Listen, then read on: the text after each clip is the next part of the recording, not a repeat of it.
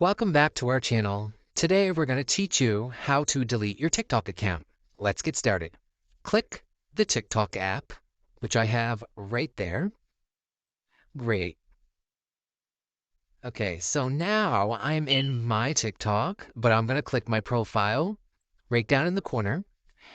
This is my profile. I just made it. So, yeah. And now I'm going to click the three little lines up in the corner.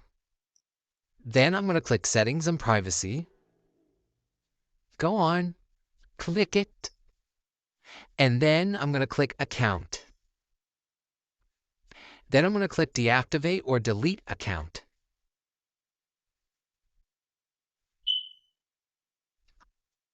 Great. Now, next I'm going to click Delete Account. So there's Deactivate and then there's Delete Permanently. We're going to delete permanently.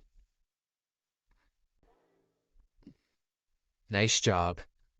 All right, so there are many reasons why you could be leaving TikTok. TikTok just wants to know, just in case there's anything they could do or change. I'm going to click I have multiple accounts. Now I'm going to click Continue.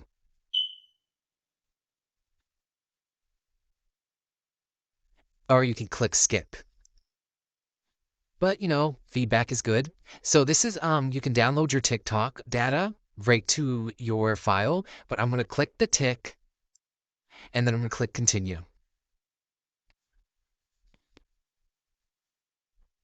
Great job.